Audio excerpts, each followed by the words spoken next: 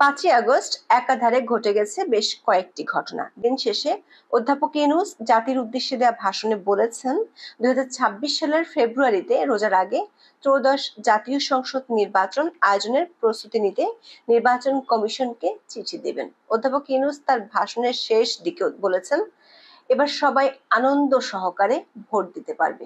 যদি সবার কথাই ধরে নেই, তাহলে আওয়ামী লীগ, জাতীয় পার্টি সহ 14 দলের সমর্থকরা কি ভোট দিতে পারবে? যদি তারা তাদের পছন্দসই দল ও প্রার্থীকে ভোট দিতে না পারে, তাহলে সেটি কি একপেশে নির্বাচন হবে না? অধ্যাপক ইউনূসের ভাষণের আগে সরকার সমর্থিত কিংস পার্টির হঠাৎ কক্সবাজারে বিশেষ ভ্রমণ, মানিক মিয়া এভিনিউতে কোটি টাকা খরচ করে জুলাই ঘোষণাপত্রের অনুষ্ঠান নিয়ে চোখ কান খাড়াই ছিল দেশের মানুষের। বিকেলে 28 দফার ঘোষণাপত্র পাঠ করেন অধ্যাপক ইউনূস। আমাদের বিশ্লেষণ হলো, অধ্যাপক ইউনূস বাংলাদেশের মুক্তি সংগ্রাম ও স্বাধীনতা যুদ্ধ, স্বাধীনতা পরবর্তী অনেকগুলো ঐতিহাসিক সত্যকে বিকৃত করে তুলে ধরেছেন। বিএনপিকে খুশি করতে গিয়ে শেষ পর্যন্ত নিজের ইচ্ছের বিরুদ্ধে 111 বিরোধী মন্তব্য জীবনে প্রথমবারের মতো প্রকাশ করলেন অধ্যাপক ইউনূস। আবার জামাত ইসলামকে খুশি করতে গিয়ে বাংলাদেশের মুক্তিযুদ্ধে স্বাধীনতা বিরোধীদের ঘৃণ্য ভূমিকা সম্পর্কে কিছুই নেই ঘোষণাপত্রে। তবে স্বাধীনতা বিরোধী শক্তিগুলো যে এখনো বাংলাদেশে ঘৃণই রয়ে গেছে তার প্রমাণ মিলেছে ঢাকা বিশ্ববিদ্যালয়। অধ্যাপক ইউনূস যখন স্বাধীনতা বিরোধীদের ভূমিকা গোপন রাখছিলেন, তখন টিএসসিতে তাদের বিরুদ্ধে হয়েছে মিছিল।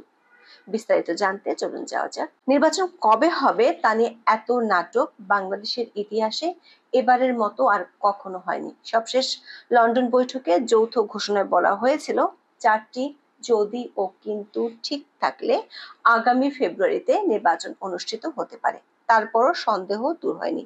খোদ সরকারের অনেকের মুখ থেকে ফেব্রুয়ারি না এপ্রিল তা নিয়ে অনেক অনিশ্চয়তার কথা শোনা গিয়েছিল। এমনকি কয়েকদিন আগে উপদেষ্টা ফরিদ আক্তার বলেছিলেন, শেখ হাসিনার বিচার না করে তারা ক্ষমতা থেকে যেতে পারেন না। শেষ পর্যন্ত 5ই আগস্ট রাত 8টা 20 মিনিটে অধ্যাপক ইউনূস জাতির উদ্দেশ্যে যে ভাষণ দিলেন, সেখানে লন্ডন ঘোষণা মোতাবেক ফেব্রুয়ারিতে রোজার আগে নির্বাচনের কথা জানালেন।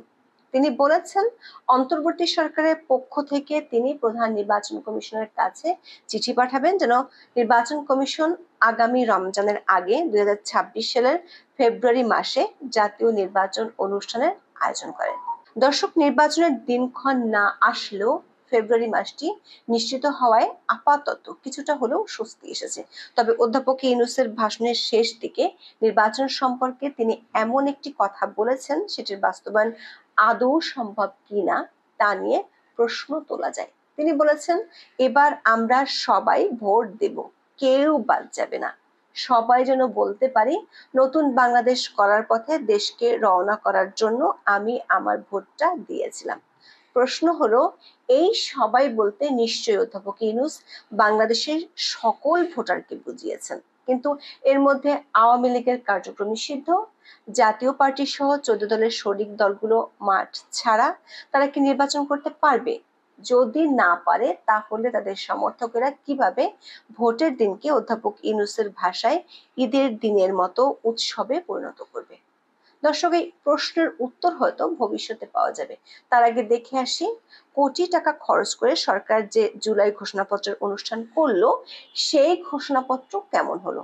গত বছরের 31শে ডিসেম্বর থেকে সরকার নিয়োগকর্তাদের খুশি করতে এই ঘোষণাপত্র দিচ্ছি দিব করে করে 7 মাস এরই মধ্যে শেষ করেছে অধ্যাপক ইউনূসের সরকার। অবশেষে মানিক মিয়া এভিনিউতে সেই ঘোষণাপত্র পাঠ করলেন অধ্যাপক ইউনূস। তার আগে সভাস্থলে ঘটে ছোটখাটো একটি দুর্ঘটনা। বেলুন বিস্ফোরণে 11 জন আহত হয়। ঘোষণাপত্রে 28টি দফা আছে। ঘোষণাপত্রে এর বাস্তবায়ন কিংবা কার্যকরের দিনক্ষণ নিয়ে কিছুই বলা হয়নি। ঘোষণাপত্রে জুলাই আন্দোলনে নিহতদের জাতীয় বীর হিসেবে ঘোষণা করে শহীদদের পরিবার, আহত যোদ্ধা এবং আন্দোলনকারী ছাত্র জনতাকে প্রয়োজনীয় সকল আইনি সুরক্ষা দেওয়ার কথা বলা হয়েছে পরবর্তী সরকার সংবিধানের 4র্থ তফসিলে এটি সংযুক্ত করবে। তবে 21টি যেহেতু এবং 5টি সেহেতুর মিশ্রণে যে চূড়ান্ত ঘোষণাপত্র পাঠ করা হয়েছে, সেখানে কমিয়ে ফেলা হয়েছে জুলাই আন্দোলনে মৃতের সংখ্যা এবং সরকারের আগের বয়ান। জুলাই ঘোষণাপত্র অনুযায়ী প্রায় 1000 মানুষ জুলাই আন্দোলনে মারা গেছে, অথচ এতদিন সরকার থেকে কখনো 1400 কখনো 2000 মানুষ মারা গেছে বলে দাবি করা হয়েছিল। তবে এই যেহেতু এবং সেহেতুর মার প্যাচে যে জুলাই ঘোষণাপত্র অধ্যাপক ইউনূস পড়ে শোনালেন, সেটি বাংলাদেশের ইতিহাসবিদদেরকে নতুন করে সমস্যায় ফেলে দেবে। আমাদের বিশ্লেষণ হলো, আওয়ামী লীগের সমালোচনাকে ভিত্তি করে এই ঘোষণাপত্র তৈরি করা হলেও এতে বাংলাদেশের ইতিহাসকে চরমভাবে বিকৃত করা হয়েছে। এই ঘোষণাপত্রের পরতে পরতে রয়েছে শুভঙ্করের ফাঁকি। দেখে আসি সেই শুভঙ্করের ফাঁকিগুলো কি কি। স্বাধীনতা যুদ্ধ পর্যন্ত পৌঁছানোর ক্ষেত্রে বাঙালির যে মুক্তি সংগ্রামের ধারাবাহিকতা, তার তেমন কোনো উল্লেখ নেই ঘোষণাপত্রে। অধ্যাপক ইউনূস স্বীকারই করলেন না 52 ভাষা আন্দোলনের কথা, অথচ ঘোষণাপত্রটি দেওয়া হয়েছে বাংলায়।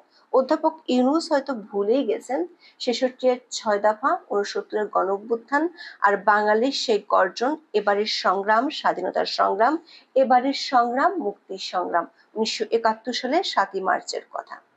বাংলাদেশের স্বাধীনতার ইতিহাস সম্পর্কে অধ্যাপক ইউনূসের স্মৃতিভ্রম ঘটার কারণটা সহজেই অনুমান করা যায়। কারণ এই দীর্ঘ সংগ্রামের গৌরব গাথা তুলে ধরতে গেলেই তো চলে আসবে বঙ্গবন্ধু শেখ মুজিবুর রহমানের নাম। তাই 23 বছরের ইতিহাস এক লাফে প্রথম দফায় এক বাক্যে শেষ করে দিলেন অধ্যাপক ইউনূস।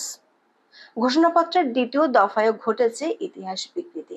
বাংলাদেশের মুক্তি সংগ্রাম হয়েছিল 4টি মূলনীতির উপর ভিত্তি করে, এগুলো ঐতিহাসিকভাবে স্বীকৃত। অধ্যাপক ইউনূস সেগুলোকে বিকৃতভাবে উপস্থাপন করলেন, ঠিক যেভাবে সংবিধান সংস্কার কমিশনের সুপারিশে এসেছে সেভাবে। দর্শকের ঘোষণাপত্রে অবমাননা করা হয়েছে বাংলাদেশের প্রথম সংবিধানকে, যেটি প্রণীত হয়েছিল 1972 সালে। ঘোষণাপত্রের তৃতীয় দফায় বলা হয়েছে 1972 সালের সংবিধান প্রণয়ন পদ্ধতি এবং এর কাঠামোগত দুর্বলতা আছে, অথচ বাংলাদেশের বাঘা বাঘা সংবিধান বিশেষজ্ঞরা এক বাক্যে মানেন 1972 সালের সংবিধানটি বিশ্বের অন্যতম সেরা একটি সংবিধান। দর্শক, ঘোষণাপত্রের 4 নম্বর দফাটি ইতিহাসের চরম সত্যকে পাশ কাটিয়ে গিয়েছেন অধ্যাপক ইউনূস। বঙ্গবন্ধুকে সপরিবারে হত্যা করা হয়েছিল 1975 সালের 15ই আগস্ট। জেলবন্দি অবস্থায় হত্যা করা হয়েছিল জাতীয় 4 নেতাকে। বঙ্গবন্ধু ও জাতীয় 4 নেতা ছাড়া বাংলাদেশের মুক্তির কথা ভাবতে পারে না ইতিহাসের কোনো পাতা, অথচ তাদের কথা গুণাক্ষরেও বলা হলো না ইউনূসের ঘোষণাপত্রে। এই দফাটি পড়ে বোঝা যায় বিএনপিকে খুশি করতে গিয়ে অধ্যাপক ইউনূস ইতিহাসের অনেক সত্যকে উজ্জ্বল রেখেছেন। বিএনপিকে খুশি করতে গিয়ে নিজেই বিপদে পড়েছেন অধ্যাপক ইউনূস। 111কে বলেছেন দেশি বিদেশি চক্রান্ত, অথচ অধ্যাপক ইউনূস 2007 সালে নাগরিক শক্তি নামে রাজনৈতিক দল করার সময় ওই 111ই বলেছিলেন জাতির জন্য মহা সুযোগ। তার চেয়ে বড় কথা হলো 111 আসার পেছনে ইতিহাসকে একেবারেই বিকৃত করে গেছেন অধ্যাপক ইউনূস। দলীয় বিচারককে তত্ত্বাবধায়ক সরকার প্রধান করার জন্য 2006 সালে বিএনপি সরকার বিচারপতিদের অবসরের বয়স বাড়িয়েছিল, যাতে সাবেক প্রধান বিচারপতি কে এম হাসান তত্ত্বাবধায়ক সরকারের প্রধান হতে পারেন। এর প্রতিবাদে তখন সবগুলো বিরোধী দল একযোগে আন্দোলনে নামে। 2006 সালের 28 অক্টোবর সারা দেশ হয় রণক্ষেত্র। কে এম হাসান প্রধান উপদেষ্টা হতে অস্বীকৃতি জানালে নিয়ম ভেঙে রাষ্ট্রপতি অধ্যাপক ইয়াজউদ্দিন নিজেই হন প্রধান উপদেষ্টা। তারপর থেকে যে সহিংসতা হয় সেটিকে অধ্যাপক ইউনূস বলছেন দেশি বিদেশি ষড়যন্ত্র। যদি ষড়যন্ত্র হয় তাহলে তিনি 2007 সালে যতগুলো ভাষণ বা বক্তব্য দিয়েছেন তার সবগুলোতেই ওই সরকারের কেন ভূয়সী প্রশংসা করেছিলেন। মজার বিষয় হলো 111কে দেশি বিদেশি ষড়যন্ত্র বললেও 2008 সালের নির্বাচন নিয়ে কোনো প্রশ্ন তোলা হয়নি ঘোষণাপত্রে। ঘোষণাপত্রে 2014 থেকে 2024 পর্যন্ত 3টি নির্বাচন নিয়ে প্রশ্ন তোলা হয়েছে। ঘোষণাপত্রটি পড়লে মনে হতে পারে এটি গত 16 বছরে আওয়ামী লীগ কি কি অপকর্ম করেছে তার ছোট খাটো খতিয়ান, সেটি তুলে ধরতে গিয়ে বাকি সবকিছুর ফিরিস্তি আনা হয়েছে। তবে সরকারের পক্ষ থেকে এতদিন পুলিশ, র্যাব, বিজিবি সহ আইন শৃঙ্খলা বাহিনীগুলোকে জুলাই আন্দোলনে গুলি চালানোর জন্য দোষারোপ করা হয়ে আসছে, কিন্তু ঘোষণাপত্রে আইন শৃঙ্খলা বাহিনীর কথা বলা নেই, আছে আওয়ামী বাহিনীর কথা। আবার চূড়ান্ত ঘোষণাপত্রে শাপলা চত্বরের ঘটনা বাদ দেয় হতাশ হয়েছে সরকারের আরেক মিত্র হেফাজতে ইসলাম। দর্শক, ৩.৫ লাখ টাকা খরচ করে, ট্রেন ভাড়া করে, কোটি টাকা খরচ করে মানিক মিয়া এভিনিউতে যে আয়োজন করা হলো, সেই ঘোষণাপত্রের কোথাও জুলাই আন্দোলনে পুলিশ হত্যার কথা কিছুই নেই। এমন সত্যের অপলাপ করা এই জুলাই ঘোষণা ভবিষ্যতে হয়তো নতুন করে বিতর্ক তুলবে। আবার নির্বাচনী ঘোষণা আসলেও তা নিয়ে রয়ে গেছে সংশয়। বিশেষ করে জামাতের নেতা আব্দুল্লাহ তাহের ৫ই আগস্ট বলেছেন, সংস্কার শেষ না করে নির্বাচন হলে সেটি হবে বিশ্বাসঘাতকতার শামিল।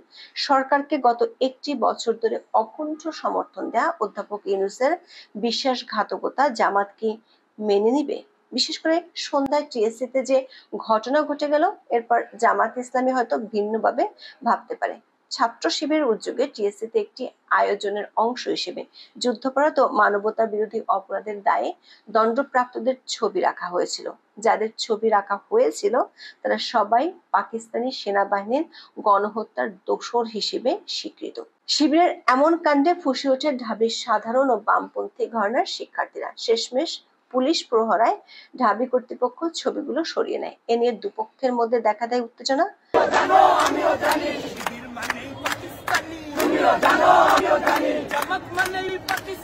আশঙ্কার কথা হলো, সেই উত্তেজনা যদি জাতীয় পর্যায়ে ছড়িয়ে পড়ে, তাহলে অধ্যাপক ইউনূসের সেই যদি ও কিন্তুগুলো কি আবার ফিরে আসবে না তো? এখন এ পর্যন্ত। সবাই ভালো থাকুন, সুস্থ থাকুন, নিরাপদে থাকুন। দেখা হবে আগামী পর্বে।